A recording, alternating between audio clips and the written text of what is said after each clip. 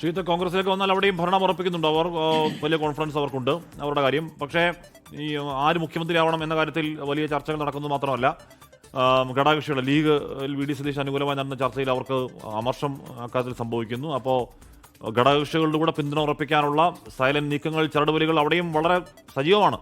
ശ്രീത്ത്,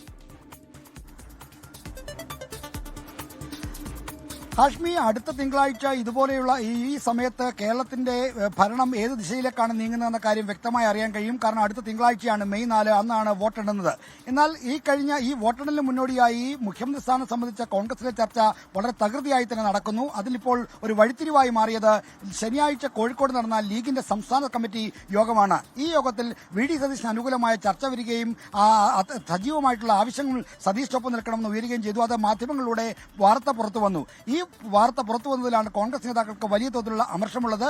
കാരണം ഇത് മുന്നണി മര്യാദയുടെ ലംഘനമാണ്, കോൺഗ്രസിന്റെ ആഭ്യന്തര കാര്യമാണ്. ആരാണ് നിയമസഭാ കക്ഷി നേതാവ്, ആരാണ് മുഖ്യമന്ത്രി എന്നടക്കമുള്ള കോൺഗ്രസിന്റെ ആഭ്യന്തര കാര്യങ്ങളിൽ ഇടപെട്ട് ലീഗ് തീരുമാനമെടുക്കാൻ നിർദ്ദേശിക്കുന്നതും സംസാരിക്കുന്നതും ഉചിതമല്ല എന്ന കാര്യമാണ് കോൺഗ്രസ് നേതാക്കൾ ചൂണ്ടിക്കാണിക്കുന്നത്. നേരത്തെ ഉമ്മൻചാണ്ടി സർക്കാരിന്റെ അവസാന കാലത്ത് സംഭവിച്ച 5ാം മന്ത്രി വിവാദം പോലെ അത് സാമൂഹ്യമായിട്ടും മറ്റും മുന്നണിക്കേൽപ്പിച്ച പരിക്ക് വലുതാണ്. ആ പരിക്ക് പരിഹരിക്കാനുള്ള വളരെ പണിപ്പെട്ട ശ്രമങ്ങൾ നടക്കുന്നതിനിടെ ഇത്തരമൊരു ആഖ്യാനം പുതുതായി വരുന്നത് മുന്നണിക്ക് ആകെ തന്നെ ഗുണകരമാകില്ല എന്ന വിലയിരുത്തൽ നേതാക്കൾക്കുണ്ട്. അതുകൊണ്ട് തന്നെ ഈ മുന്നണി മര്യാദയ്ക്ക് നിരക്കാത്ത നിലയിലുള്ള അഭിപ്രായ പ്രകടനങ്ങളിലേക്കും ചർച്ചകളിലേക്കും ലീഗ് പോകരുത് എന്ന കാര്യമാണ് കോൺഗ്രസ് സൗഹൃദപൂർവ്വം ചൂണ്ടിക്കാണിക്കുന്നത്. എന്തായാലും ഈ മുഖ്യമന്ത്രി സ്ഥാനത്തേക്കുള്ള ചർച്ച കൊഴുക്കുന്നതിനിടെ ഘടകകക്ഷികളുടെ പിന്തുണ ആർജിക്കാനുള്ള നീക്കങ്ങളും മുഖ്യമന്ത്രി സ്ഥാനത്തേക്ക് സാധ്യത കൽപ്പിക്കപ്പെടുന്ന നേതാക്കൾ വളരെ സജീവമായി നടത്തുന്നുണ്ട്. RSP, കേരള കോൺഗ്രസ്, ജോസഫ് വിഭാഗം തുടങ്ങിയ കക്ഷികളെ അനുനയിപ്പിക്കാനുള്ള നീക്കമാണ് നടക്കുന്നത്. ഘടകകക്ഷികളുടെ നിലപാട് തീരുമാനങ്ങളെ സ്വാധീനിക്കാൻ ഇടയില്ലെങ്കിൽ പോലും ഒരു പൊതു അന്തരീക്ഷം സൃഷ്ടിക്കുന്നതിൽ അത് വലിയ പങ്കുവഹിക്കുമെന്ന കണക്കൂട്ടലാണ്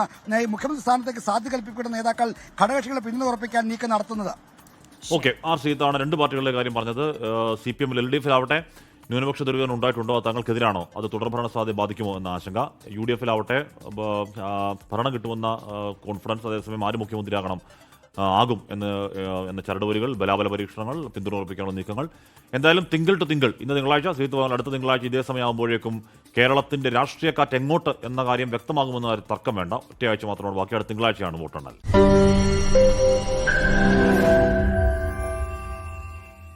ലോകത്തെവിടെയായാലും ഏത് സമയത്തും 24 വാർത്തകളും ഓഗ്മെന്റഡ് റിയാലിറ്റി പാക്കേജുകളും എക്സ്പ്ലെയിനറുകളും വിശദമായി കാണാൻ ഞങ്ങളുടെ യൂട്യൂബ് ചാനൽ നിങ്ങൾക്ക് സബ്സ്ക്രൈബ് ചെയ്യാം.